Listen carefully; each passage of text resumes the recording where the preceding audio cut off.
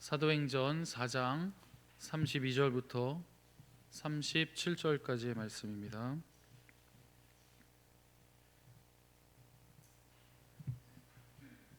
저와 한 절씩 교독하시고 마지막 37절은 한 목소리로 봉독하도록 하겠습니다. 믿는 무리가 한 마음과 한 뜻이 되어 모든 물건을 서로 통용하고 자기 재물을 조금이라도 자기 것이라 하는 이가 하나도 없더라.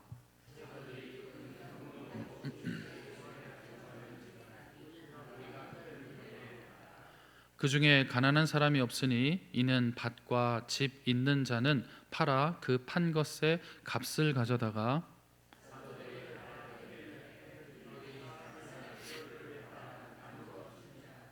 구브로에서 난 레위족 사람이 있으니 이름은 요셉이라. 사도들이 일컬어 바나바라, 번역하면 위로의 아들이라 하니 그가 밭이 있음에 팔아 그 값을 가지고 사도들의 발 앞에 두니라. 아멘. 할렐루야. 아멘. 제가 개성교회 와서 참 은혜를 많이 받고 지내고 있습니다. 이런 말씀을 어떻게 드려야 되나 고민한 끝에 있는 그대로 말씀드리기로 했습니다. 우선은 제가 말씀의 은혜를 받기 시작합니다. 여러분들 너무 오랫동안 익숙하게 들으셔서 잘 모르실 수도 있지만요, 저에게는 우리 담임 목사님 설교가 귀로 들리고 또 머리로 이해가 되고 또 마음의 감동으로 남는다는 것이 얼마나 큰 은혜인지 모릅니다. 그래서 종종 제 아내와 담임 목사님의 설교를 함께 나눕니다.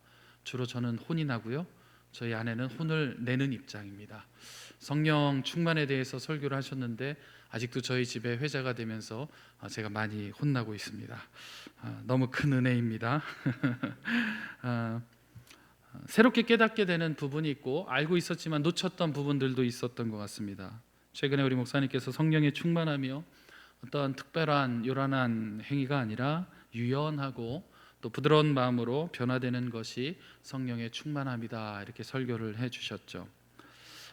꽁꽁 얼어붙어 있는 겨울에요, 차를 시동을 걸자마자 출발하면 차 엔진에 무리가 됩니다. 엔진에 기스가 나고 상처가 생기죠. 그래서 반드시 차를 충분히 예열을 시키고 출발을 해야 됩니다. 우리도 마찬가지입니다. 우리가 꽁꽁 얼어붙어 있는 마음으로 무엇인가를 갑자기 행하려 한다면 역시나 우리 마음에 상처가 남게 됩니다. 우리도 예열의 시간이 필요하죠. 우리 마음을 예열하는 방법이 바로 성령의 충만함일 줄 믿습니다. 그래서 우리 마음이 유연해지고 또 부드러워지고 또 온유해지면 부러질 일이 없고 상처가 날 일이 없을 줄 믿습니다. 사실 원죄로 인해서 우리 인간은요, 이기적인 존재로 전락한 것이 사실입니다. 그래서 성령의 철저한 교통하심이 없다면 우리는 우리의 가진 것을 서로 오늘 말씀처럼 통용한다라는 것은 절대 불가능한 일입니다. 오늘 본문에 초대의 교회가 형성이 되면서 얼마나 아름다웠는가, 이것을 기록하죠. 제가 자료를 찾다 보니까요, 종교개혁자였던 칼빈은 오늘 본문을 향해서 뭐라고 이야기하냐면, 이 기사를 읽고서 감동을 받지 않는다면 강철보다 더 굳은 마음을 갖고 있는 것이 분명하다, 이렇게까지 이야기합니다. 그러면 오늘 본문의 말씀이 얼마나 아름다운 모습들을 기록하고 있는지 저와 함께 한 절 한 절 살펴보겠습니다. 먼저 32절입니다. 우리 32절 말씀 앞에 화면 보면서 같이 한번 읽어보겠습니다. 시작. 믿는 무리가 한 마음과 한 뜻이 되어 모든 물건을 서로 통용하고 자기 재물을 자기 것이라 하는 이가 하나도 없더라. 아멘. 먼저 믿는 무리가 이렇게 시작이 되는데요, 이 무리가 우리가 예상하는 것보다 좀 더 많은 인원입니다. 베드로가 첫 설교했을 때 제가 이제 포도송이 사진을 한번 준비한 적이 있었는데요, 첫 설교를 통해서 세례를 받고 성령의 충만함을 받고 그래서 서로 교제하고 서로 떡을 떼면서 오로지 기도에 힘쓰니라 했던 인원이 3,000명이었죠. 그리고 나서 베드로와 요한이 걷지 못하는 자를 일으키고 또 이 일이 좀 문제가 돼서 공회에 서게 됩니다. 그리고 다시 풀려나서 베드로가 두 번째 설교를 하게 되는데, 이때 회심을 한 사람이 약 5천 명이라고 기록이 되어 있습니다. 합치면 8천 명이죠. 그리고 오늘 본문의 32절에 믿는 무리가 라고 할 때, 이 무리는 역시나 이전에 함께 성령의 충만함을 받은 사람들을 지금 가리키고 있는 거예요. 10명 정도로 우리가 상상을 해보면 10명 정도도 사실은 서로 살피고 있는 물건들을 통용하는 것이 쉽지 않은 일인데, 지금 몇천 명이 서로 잘 알지도 못할 수도 있는 그 몇천 명이 서로를 위해서 자신의 것을 나누고 있다, 이렇게 시작하는 겁니다. 속에 숨겨져 있는 뜻은 무엇이냐면, 더 알기 어려운 형편과 여건이지만 그럼에도 불구하고 그만큼 더 알기 위해 엄청나게 애를 쓰고 있다, 이것이 숨겨져 있는 것이죠. 더 중요한 것은요, 지금 뭐 몇 명의 숫자보다 이렇게나 많은 사람들인데도 불구하고 초대 교회가 형성이 될 때에 성령의 충만함은요, 한 마음과 한 뜻으로 이 무리를 모으시고 아름다운 모습으로 성경에 두 번에 걸쳐서 기록할 수밖에 없는 아름다운 공동체를 형성하셨다라는 사실이 더 중요한 사실이죠. 이따 살펴보겠지만 그 결과가요, 34절을 잠깐 보시면 그 일로 인해서 가난한 사람이 한 사람도 없게 됐다, 이렇게 기록을 합니다. 가난하다, 이 반대말은 넉넉하다가 되겠죠.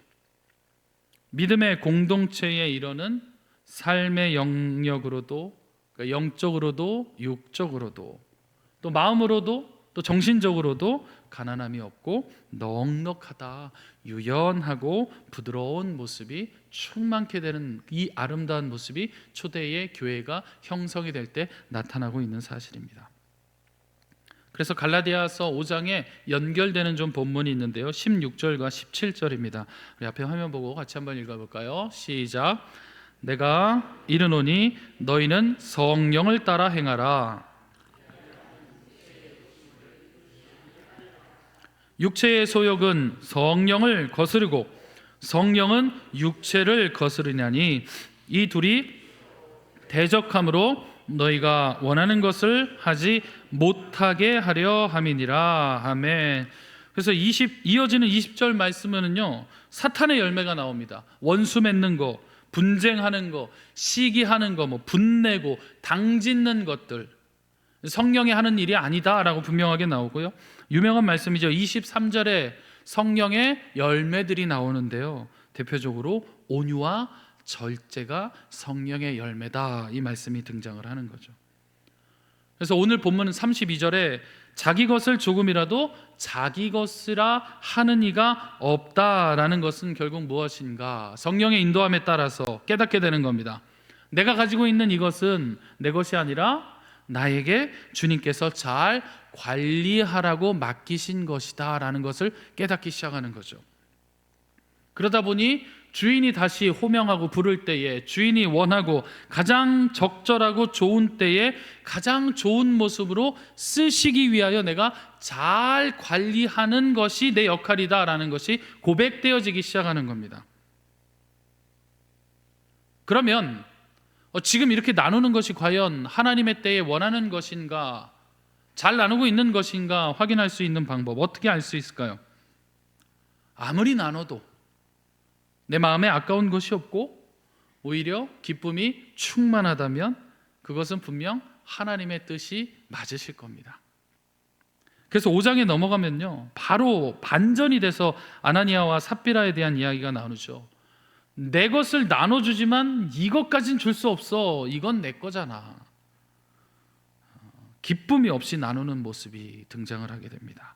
내 것을 더 내 것으로 지키는 것이 나는 더 유익하고 기쁘다 하는 것을 다음 본문에서 정확하게 지적을 하죠. 요즘에는 많이 안 부릅니다. 저 어렸을 때, 또 우리 성도님들 어렸을 때 많이 불렀던 찬양이 사랑은 참으로 버리는 것, 아시나요? 사랑은 참으로 버리는 것, 더 가지지 않는 것, 이상하다 동전한 입 쓰고 빌려주면 풍성해져. 그죠? 땅 위에 가득하네. 이런 찬양이 있죠. 나누면 나눌수록 갑절의 배가 되고 기쁨이 되는 것. 이것이 하나님이 원할 때에 우리에게 맡기신 것을 사용하는 때가 분명한 것입니다. 우리 33절도 이어서 볼까요? 같이 한번 읽어보겠습니다. 33절 시작. 사도들이 큰 권능으로 주 예수의 부활을 증언하니 무리가 큰 은혜를 받아. 아멘.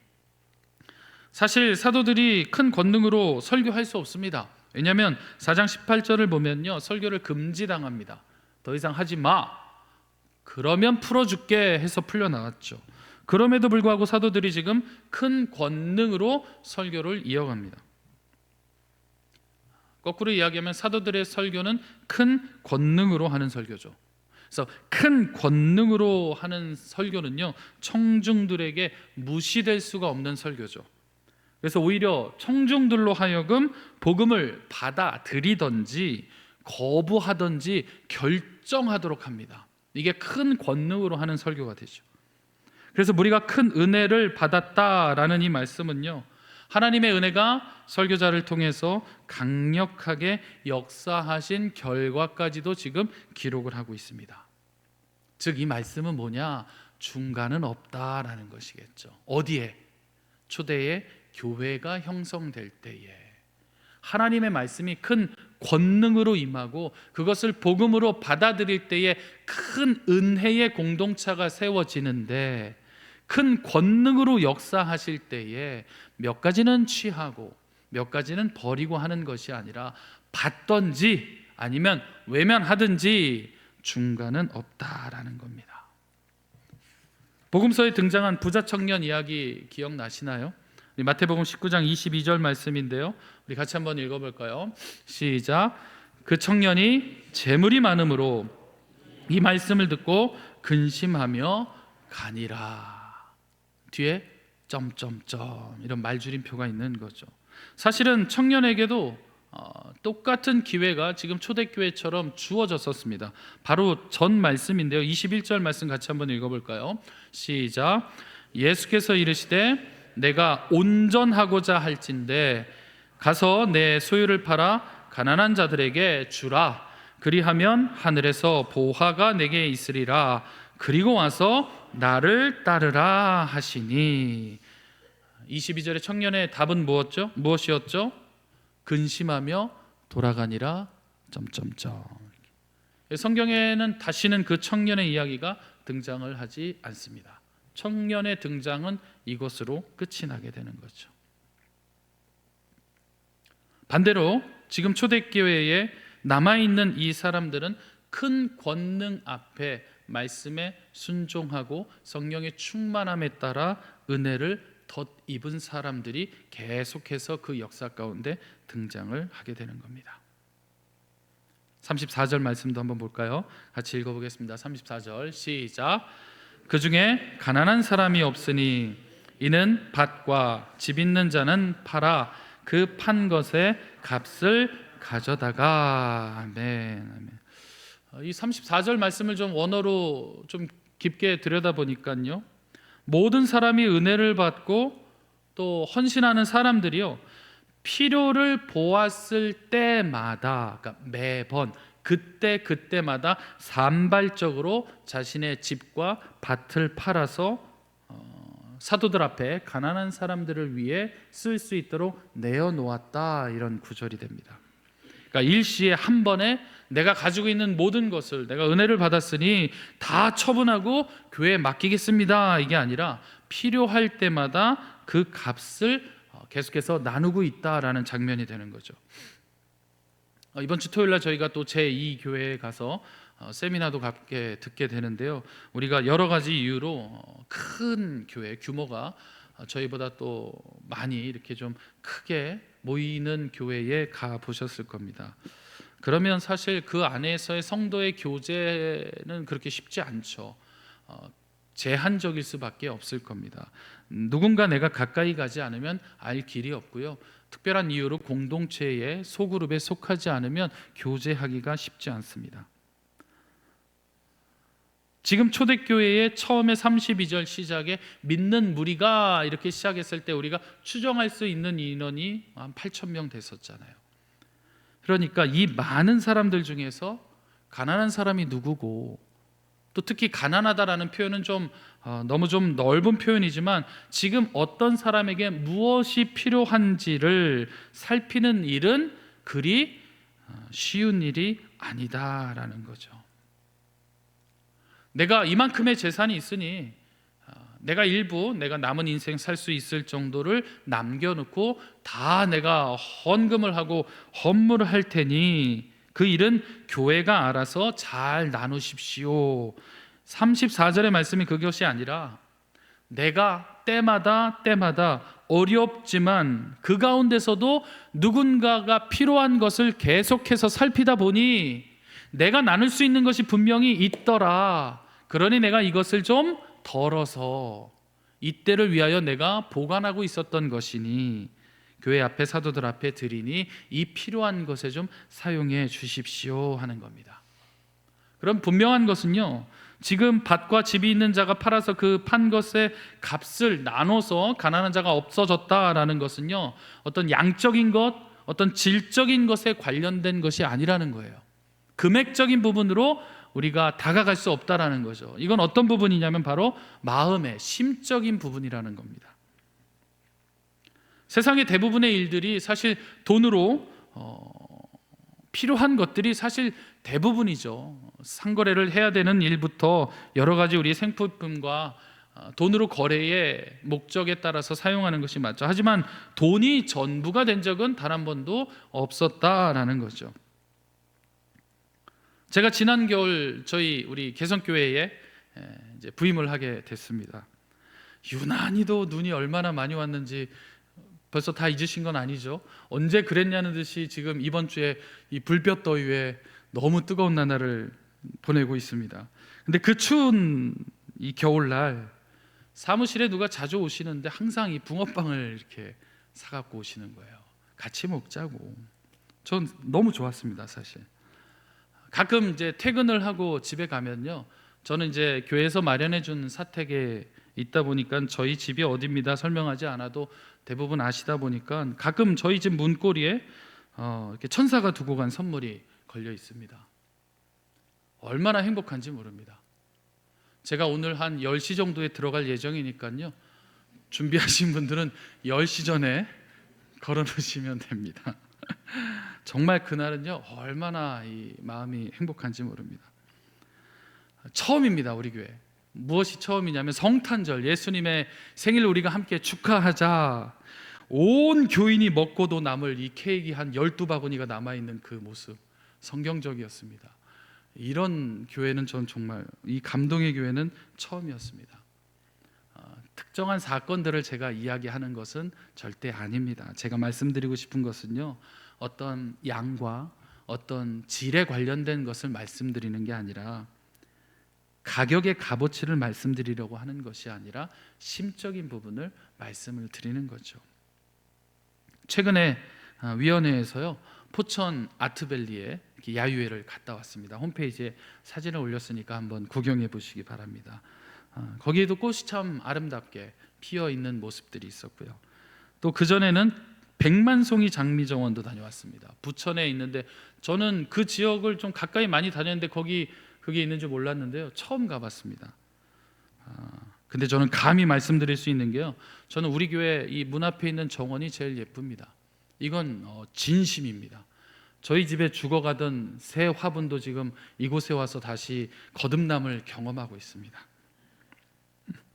어저께 제가 한 5시쯤 들어갔다가요, 한 6시쯤 다시 말씀을 좀 준비하고 싶어서 교회에 다시 왔는데요, 누군지 모르겠습니다. 그 사이에 물을 주고 갔어요. 바닥에 이렇게 젖어 있는 거죠. 비교를 위해서 하는 말씀이 아니라는 걸 다 아실 테니까, 매 주일 저희 유초동부 교사는요, 샌드위치에 다 중독이 되어버렸습니다. 왜냐하면 주일 아침마다 저희는 샌드위치를 먹어요. 누가 사오는지는 중요하지 않습니다. 말씀 안 드리겠습니다. 매주 먹습니다. 중독이 되어버렸습니다. 제가 설교할 때 이렇게 늘 준비해 주시는 손길이 있어서 물을 마시지만 여러분들 잘 모르실 거예요. 찬양 인도자에게 물을 주는 경우가 별로 없습니다. 사실 그렇습니다. 저희 교회 왔는데 제가 찬양을 연습하거나 준비할 때 이렇게 보리차 물이 준비가 되어 있는 모습에 제가 얼마나 감동을 받는지 모릅니다. 제가 말씀드리는 건 양과 질에 관련된 것이 아니라 심적인 부분을 말씀을 드리는 겁니다. 재정이 하는 일이 분명히 있죠. 돈으로 해야 될 일들이 참 많습니다. 그러나 마음으로 나눠지고 세워지는 곳에는 더 큰 행복과 또 더 큰 사랑이 드러나게 됩니다. 우리 이 마음 이어서 35절도 같이 한번 읽어볼까요? 35절입니다. 시작.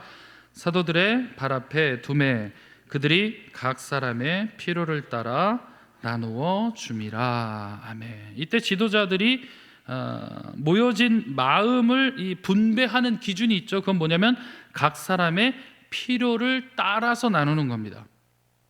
재산을 팔고 그것을 나누는 행위, 자발적으로 시작되도록 성령께서 역사하고 계시는 이 귀한 사역에 사도들을 동참시키는 거죠. 이것이 은혜입니다. 그래서 하나님 나라의 질서에 맞게 하나님이 행하시는 이 성령의 역사에 우리를 동참시키는 데는 분명한 이유가 있겠죠. 우리의 권위를 세우기 위함도 아니죠. 우리의 주권을 이렇게 행사하려는 건 더더군다나 아니겠죠. 권력으로 자신의 정체성을 세우기 위함도 아닙니다. 다른 사도들과 경쟁하기 위함도 절대 아닙니다. 나눈다고 해서 자신의 이미지를 잘 포장하기 위함도 아닙니다. 하나님께서 사도들에게 이 아름다운 일에 동참시키는 이유는 맡겨져 있는 여러 가지의 과제들보다 하나님의 마음으로 사람을 더 먼저 살피기 위하여 이 사역에 동참시키는 것이죠. 그 결과 이제 대표적인 인물이 36절에 등장을 하는데요. 우리가 많이 들어본 부드러운 마음으로 공동체를 살피는 대표적인 인물 하면 이제 바나바가 등장을 하게 됩니다. 재미난 것이요. 조상 대대로 레위인은요 자신의 땅과 어떤 밭을 소유할 수 없죠. 불법입니다. 유대인이라면 더욱더 율법을 지키기 위해 몸부림쳤던 사람들이죠. 그런데 레위인이라고 소개를 하죠.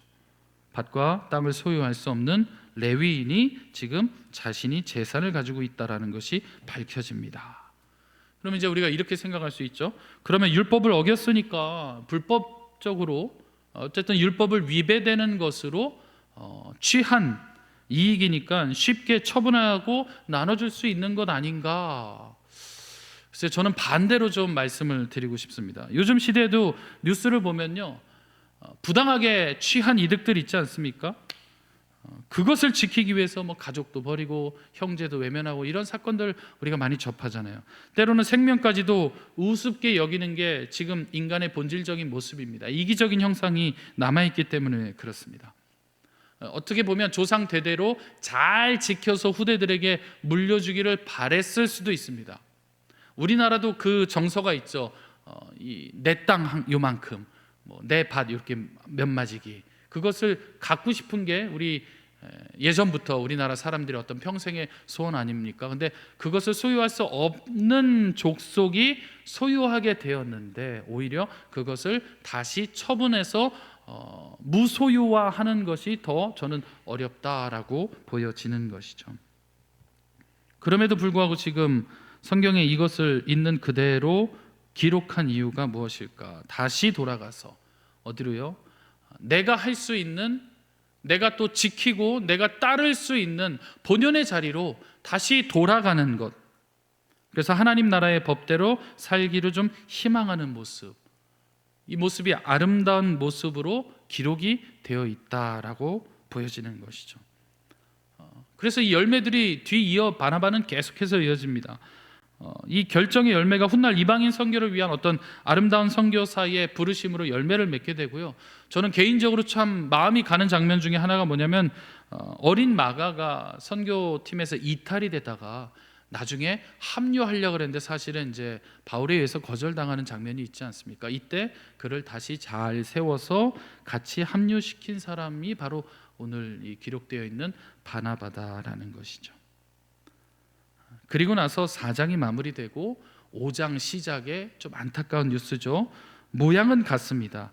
밭을 팔고 사도들 앞에 이렇게 헌물하는 모양이 같지만 그 속에 고민 끝에 내린 결론은 그럼에도 내 것은 요만큼은 지키자 하는 아나니아와 삽비라가 등장을 하면서 대조적인 모습도 보여주고 있는 것이죠. 오늘 우리 교회는요, 또 개성교회를 포함한 이 지상교회는 하나님 나라의 모형이라고 할 수가 있습니다. 하지만 이런 지상교회에서도요, 성령이 이렇게 충만하게 역사하실 때, 또 한 마음 한 뜻이 되었을 때에 비로소 어떤 한시적인 모습으로 오늘 본문과 같은 모습이 드러나는 게 사실입니다. 그러면 이렇게 한번 기록하고 넘어가자 이래서 기록했는가? 그것은 아니라는 거죠. 성경이 이 글을 기록한 이유는 한시적으로만 이렇게 성공할 수 있더라도 우리에게 너무나 좋은 모델이 되기 때문에 2번에 걸쳐서 제시하고 있는 겁니다.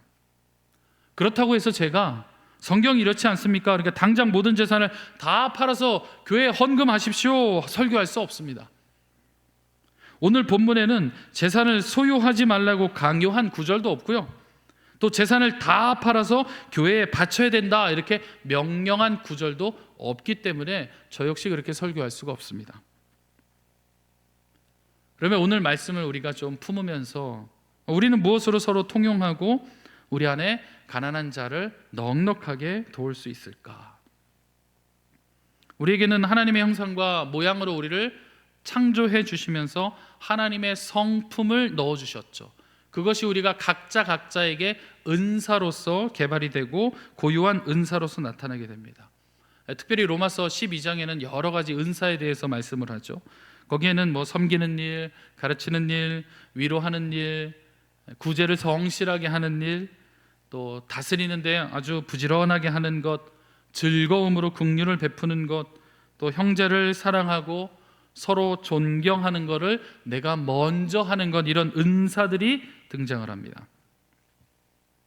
저와 여러분이 서로를 살피면서 또 우리가 성령의 충만함으로 공동체로 함께 기도하면서 나눌 수 있는 은사가 무엇인지를 우리 스스로 한번 새기고 다시 한번 이렇게 꺼내보는 것이죠.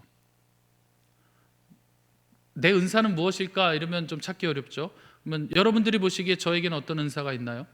다른 사람의 것들이 더 눈에 잘 보이니까요. 요 대목도 제가 해야 되나 말아야 되나 고민 많이 했지만 제 순수한 마음으로 전하기로 했습니다. 들어주시기 바랍니다. 교역자부터 한번 말씀을 드려볼까요? 저희 담임 목사님 말씀을 풀어서 감동으로 전해주시는 은사가 있습니다. 제가 눈썰미가 좋거든요. 그래서 어지간한 건 금방 따라하고 배우는데 목사님 설교를 제가 감히 흉내를 못 내겠습니다.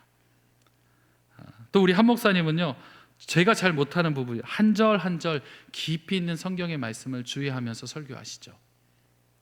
우리 전도사님은요, 기도의 용사입니다. 금요일날 제가 저 뒷자리에 앉아 있으면 뒤에서부터 저희 전도사님의 기도 소리가 들리면 저도 막 불이 지펴집니다. 이것이 은사죠.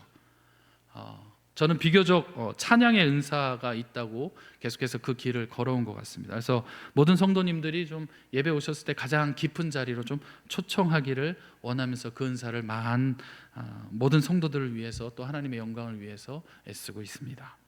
여러분들도 다 마찬가지시죠. 아까 몇몇 가지의 예를 들었지만 오늘도 제가 한 목사님과 이 텐트를 치면서 때마다 이 더운 날 기도의 용사들이 또 성전에 찾아와서 기도하시는 모습 이렇게 한 번씩 엿보게 되면 얼마나 그 모습이 감동이 되고 또 아름답고, 또 아무도 보는 이가 없을 때 성실함으로 예수 그리스도의 향기가 계속해서 우리 교회를 통해서 이렇게 날릴 것을 소망하며 헌신하시는 그 모습들이 제게는 너무나 아름답게 보입니다. 천막을 쳐도요, 뜨거운 건 뜨겁습니다. 우리 바울 전도대 아마 머리가 엄청 뜨거우실 거예요. 일일이 다 칭찬하고 높여드리고 싶지만 시간적인 한계가 있어서 우리 교회에 있는 은사들이 그래서 성령의 어떤 충만함으로 기도하는 중에 한 마음이 되고 또 한 뜻이 되고, 그것들이 서로 통용하고 자기의 것을 자기의 것으로 여기지 않고 이 아름다움이 더 풍성하게 열매 맺어져 가는, 그래서 우리 개성교회가 예수 그리스도를 닮아 나날이 더 아름다운 교회가 되기를 소망합니다. 이미 그렇게 하고 계시고요. 초대교회 이런 아름다운 모습이요, 잘 아시다시피 4장 끝뿐만 아니라 2장 맨 끝에도 동일한 말씀이 똑같이 기록이 되어 있습니다. 오순절 성령 강림 이후에 43절부터 기록이 되어 있거든요. 그런데 오늘의 이 초대교회의 모습, 2장의 초대의 교회의 모습, 이 두 번 다 모인 무리가 오로지 기도에 힘쓰고 성령이 충만하게 임하더라 하고 나서 초대교회가 이런 모습으로 세워지더라, 이렇게 기록이 되어 있습니다. 순서가 있고 절대적인 요소가 있다라는 거예요. 무리가 모일 때 가장 먼저 해야 되는 것은 기도에 힘쓰는 것이죠.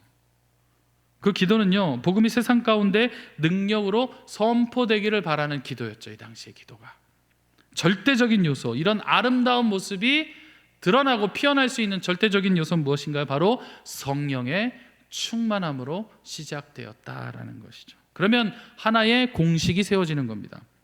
우리의 기도는 매일 말씀의 안내에 따라서 기도하게 되고, 우리의 기도는 성령의 충만함으로 채워지게 되고, 그때 비로소 우리 마음이 유연해지고 넉넉해지고 부드러워지고 모든 상황들을 넉넉하게 이겨낼 수 있는 때를 맞이하게 된다라는 이런 공식이 세워지는 겁니다.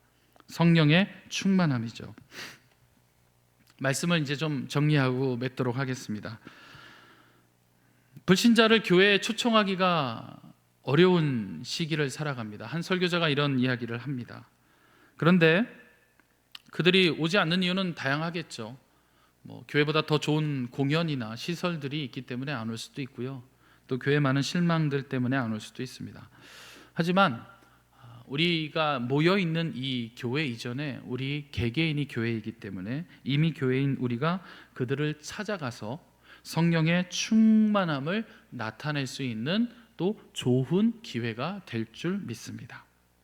모인 공동체가요, 하나님의 말씀보다 세상의 문화에 계속해서 기반을 두기 시작하면 교회는 소망이 없게 되겠죠. 모인 교회인 우리가 이웃과 하나님 앞에 분명하게 보여줘야 할 모습이 있다라는 사실입니다. 바로 성령의 충만함이죠. 넉넉히 이기는 모습입니다. 그것이 33절에 있는 말씀처럼 복음을 전할 수 있는 가장 큰 권능이 되겠죠. 사실은 제가 계속 아름다운 모습, 아름다운 이야기만 전하고 있는데요, 오늘 본문의 말씀은요, 말씀을 앞뒤로 살펴보면 사실은 교회의, 초대의 교회의 환란이 시작될 때의 모습입니다. 사도들은요, 설교권을 박탈당했죠. 모인 무리는요, 예수 그리스도의 이름을 불러서는 안 됩니다. 그러나 믿음의 사람들이요, 환란에 겪기 시작할 때에 그 가운데서도 진리의 길이고 또 사명의 길이 이것이 맞다 하는 그 열심으로 모여서 기도할 때에 나타난 모습은 오히려 성령의 충만함으로 이런 아름다운 교회의 모습이 드러날 수 있다라는 것입니다. 그래서 오늘 본문을 좀 제가 마지막에 다시 살펴보니까 예수님이 공생의 기간에 가장 강조하셨던 것 중에 하나거든요. 하나님을 사랑하는 것과 더불어 이웃을 사랑하는 것이 첫째 된 계명이다. 오늘 본문을 보니까 하나님을 사랑하는 것이 등장을 하고요, 동시에 이웃을 사랑하는 모습이 조화를 이루고 있구나. 이것이 하나님의 나라의 모형이 되는구나. 로마서 8장 37절 말씀인데요, 우리 같이 한번 읽어볼까요? 시작. 그러나 이 모든 일에 우리를 사랑하시는 이로 말미암아 우리가 넉넉히 이기느니라. 아멘. 로마서 8장의 내용은 이렇습니다. 누가 우리를 분리할 수 있느냐 이거예요. 이 사랑 안에서 누가 우리를 이 사랑 안에서 공동체와 예수 그리스도 안에서 끊어낼 수 있느냐. 사망이나 생명이나 천사들이나 권세자들이나 현재나 미래나 능력이나 높고 깊음이나 그 어떠한 피조물도 우리를 영원한 사랑에서 벗어나도록, 그래서 성령 충만하지 못하도록 메마르고 딱딱하고 강팍해서 언제라도 조금이라도 건들기만 하면 바로 내가 물어버릴 태세를 하고 있는 그 공격적인 모습으로 만들 수 없다라는 거예요. 그래서 성령의 충만함으로 이 모든 것을 넉넉히 우리가 이길 수 있다, 이 내용이죠. 우리는 각기 다른 모습으로 모였지만 성령으로 세워진 하나의 공동체입니다. 하나님께서 사랑하시는 우리 개성교회 성도 여러분, 우리 개성교회가 지금보다 더 아름다운 교회가 될 줄 믿습니다. 아멘. 아름다우신 예수 그리스도께서 자신의 것을 조금도 남기지 않고 다 통용하고 다 나누시고 조금도 이것이 나의 것이라고 주장하지 않음으로 인해서 생명이 살아난 것처럼 우리 개성교회가 그 예수 그리스도의 아름다운 신만을 쫓는, 그래서 성령의 충만함으로 그 길을 동행하기를 소망합니다. 아멘. 마지막으로 우리 빌립보서 2장 말씀 준비했는데요, 우리 같이 읽고 제가 기도하고 마무리하겠습니다. 함께 읽겠습니다. 시작.